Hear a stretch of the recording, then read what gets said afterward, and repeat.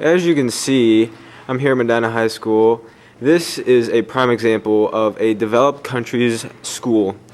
You can see we have a large number of classrooms, very nice hallways, staircases, heat, water, food. But in developing countries, you will not see this. Schools in Africa, India, China, the majority of them only have maybe 1 to 5 classrooms, and it's very packed because of the number of children that are in each classroom. How's it going? Hey. We're here to talk a quick minute about how to control population in ethical and sometimes unethical ways. Starting off, educating third world countries where this problem occurs is probably the biggest key factor here. I'm going to be honest. Education for women is the biggest problem right now. Many women roles in these countries are to stay at home and take care of the children, do some chores, whatnot. And if women were to be educated, they would not only learn about the diseases and what can happen to them, but they will be aspired to move on to get a bigger education, which will take up their time, and they won't have time for just basically having children and staying at home. They'll be out working and trying to get an education. All right, the next one we have is contraception.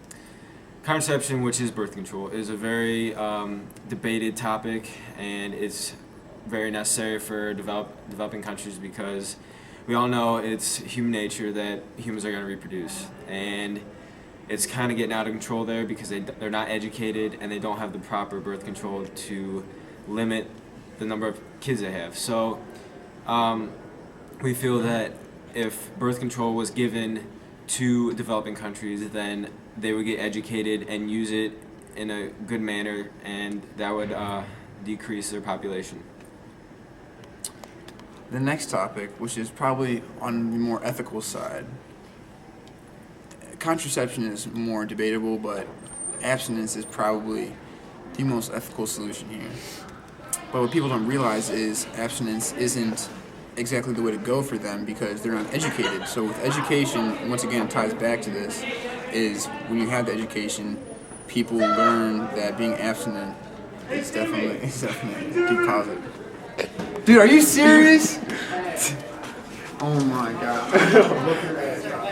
You just messed me up. We're still going.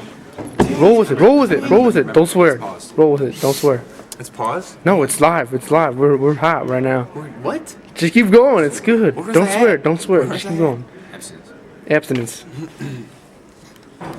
So when you get the education to when people become You're good. When people become Take a deep breath. educated, You're good. when people become educated in these third world countries, it's just bound that they abstinence is a more ethical issue here as opposed to contraception.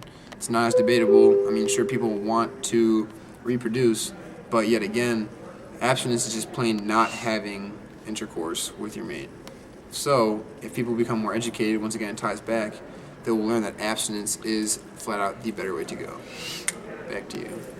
All right, the next one on our list is abortion. This is one of the most debated topics in our country today, and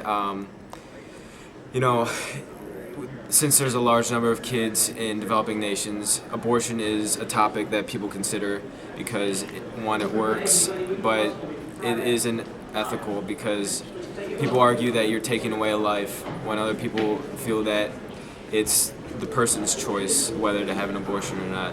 So whether it be unethical or ethical, we feel that it's one way to control population. The next topic here, which would be another ethical topic, would be emigration. Not immigration, emigration, E-M.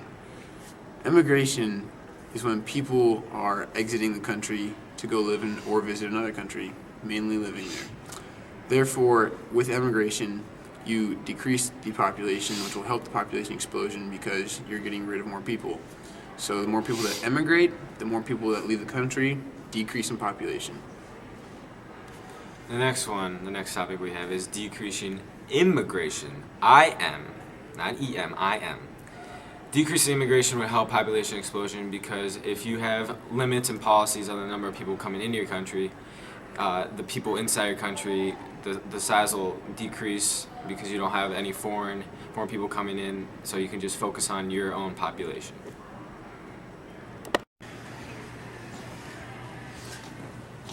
First uncontrollable topic that follows up some of the ethical and unethical subjects here is going to be starvation and famine. Now with starvation and famine, it's uncontrollable. If a famine hits, it can wipe out a population like that. Starvation, that comes with famine. Say a crop gets wiped out by either of these, then no one's going to be able to eat, therefore decreasing the population. Thanks for that one, Tim. The next one we got that's unethical is plague. Plague is one of the most unethical and one of the uncontrollable ways population can decrease. For example, the Black Plague that hit Europe in the 1600s. Millions of people lost their lives, but it was definitely uncontrollable. Unforgivable. Whammy. The last uncontrollable topic here will be war. No one can control war. If it's meant to happen, it's going to happen. It can be somewhat controllable. But what we have here is when two countries have huge conflicts, it's bound to happen. And with war, say right now, especially with nuclear warfare, one nuke is dropped, and that civilization is done. All right, population is out of here. Bottom line. Brad. So, at the end of the day, there are many causes for the population explosion, as we have named, and there's many methods to control this.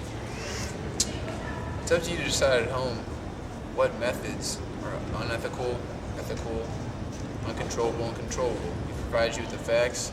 Now, as a nation, as a family, as whoever you are, we need to come together and to decide what are the best ways to help control this population explosion.